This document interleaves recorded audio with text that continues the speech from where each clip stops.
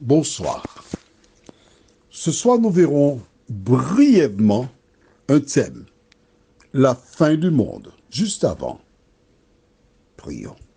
Seigneur, les choses sérieuses commencent. Nous allons aborder un sujet qui permettra aux uns et aux autres de comprendre ce qui se passera après la grande bataille. Que le Saint-Esprit continue de nous diriger au nom de Jésus et pour ta gloire éternelle. Amen. Voici la chronologie. Nous allons dans le livre d'Apocalypse, chapitre 6, versets 12 à 17. Je t'invite à prendre des notes. Ce cours est fondamental pour ta compréhension. Et nous lisons dans Apocalypse, chapitre 6, versets 12 à 17. Je regardai quand il ouvrit le 6e sceau, et il y eut un grand tremblement de terre. Le soleil devint noir comme un sac de crin. La lune entière devint comme du sang. Et les étoiles du ciel tombèrent sur la terre, comme les figues vertes de figuier, secouées par un vent violent. Le ciel se retira comme un livre qu'on roule, et toutes les montagnes et les îles furent remuées de leur place. Les rois de la terre, les grands, les chefs militaires, les riches, les puissants, tous les esclaves et les hommes libres se cachèrent dans les cavernes et dans les rochers des montagnes. Et ils disaient aux montagnes et aux rochers, tombez sur nous et cachez-nous devant la face de celui qui est assis sur le trône et devant la colère de l'agneau. Car le grand jour de sa colère est venu, et qui peut subsister? Comment cela se déroulera-t-il? Ce sera un jour comme n'importe quel jour, où les gens vont croire leur occupation. Et au milieu de la nuit, parce que c'est ce que dit la Bible, on entendra des trompettes. Des gens sortiront des tombes. Et puisque Jésus est la lumière du monde, de minuit, on passera à une lumière supérieure que le zénith du soleil. C'est-à-dire que tu vois, lorsqu'il y a un beau soleil, le ciel est éclatant, on sortira directement des ténèbres pour arriver à un stade de lumière impressionnante, cette lumière, et nul ne peut supporter cette lumière. Voilà pourquoi les hommes partent se cacher dans les cavernes, entre les fentes des rochers, parce que cela est impossible de soutenir ce que l'on voit. Pourquoi?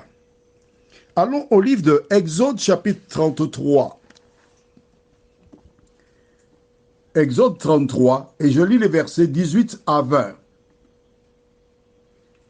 Moïse dit, « Fais-moi voir ta gloire. » L'Éternel répondit, « Je ferai passer devant toi toute ma bonté, et je proclamerai devant toi le nom de l'Éternel.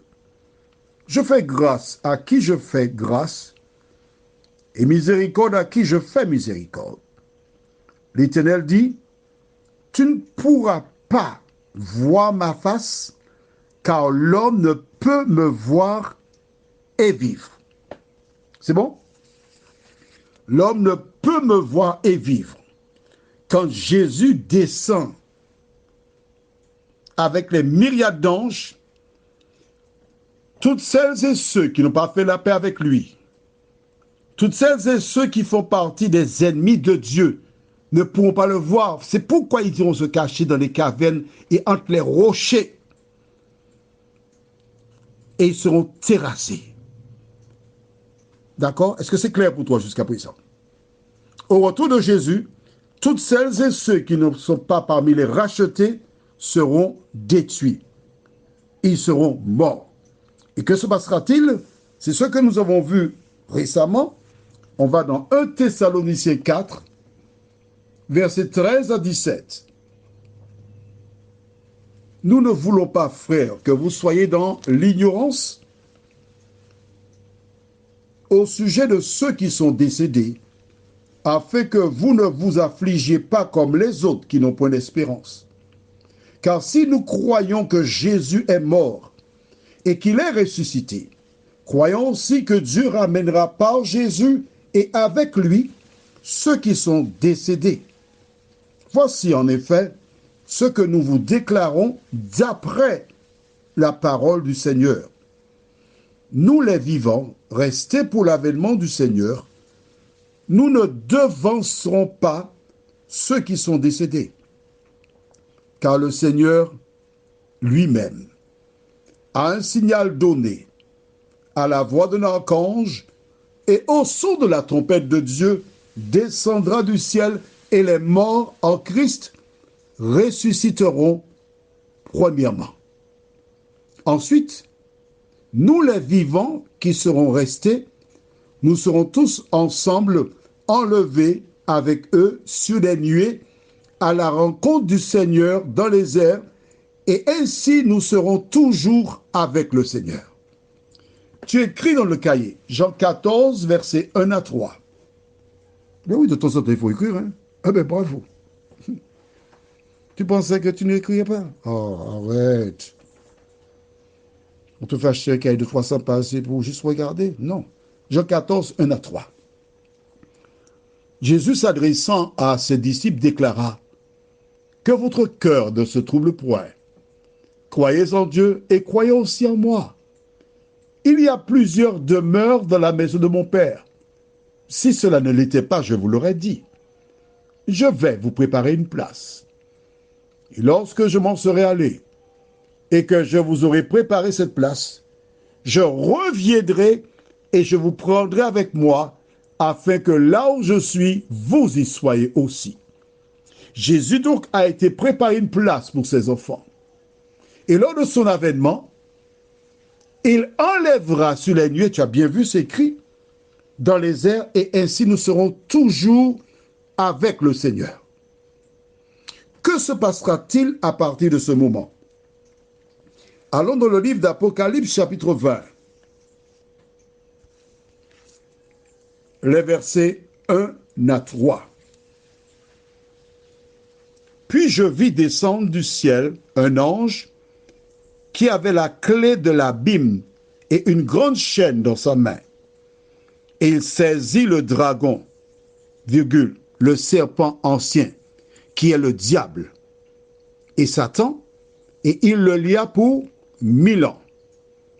Il le jeta dans l'abîme, ferma et scella l'entrée au-dessus de lui, afin qu'il ne séduise plus les nations jusqu'à ce que les 1000 ans soient accomplis. Après cela, il faut qu'il soit délié pour un peu de temps. Alors, on récapitule? D'accord.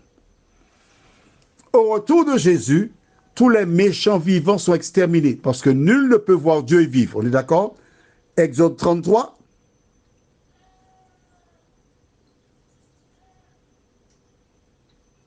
Versets 18 à 20. OK? Donc, au retour de Jésus, tous les méchants sont exterminés.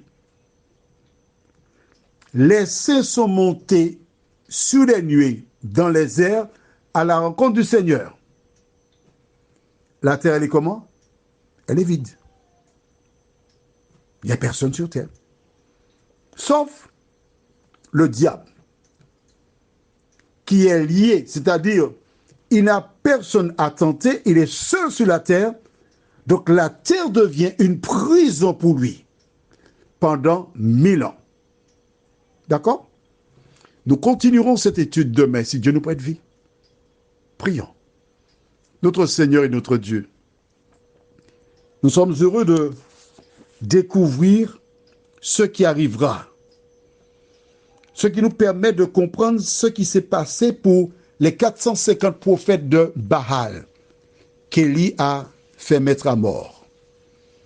Merci de nous aider à garder à l'esprit ce que nous venons de découvrir. Aide-nous à lire, à rechercher la présence du Saint-Esprit qui nous conduira dans toute la vérité. Fais-nous du bien, au nom de Jésus et pour ta gloire éternelle. Amen. Je te souhaite une bonne nuit avec l'espoir que Dieu nous permettra de nous retrouver demain s'il nous prête vie. Bonne nuit à toi.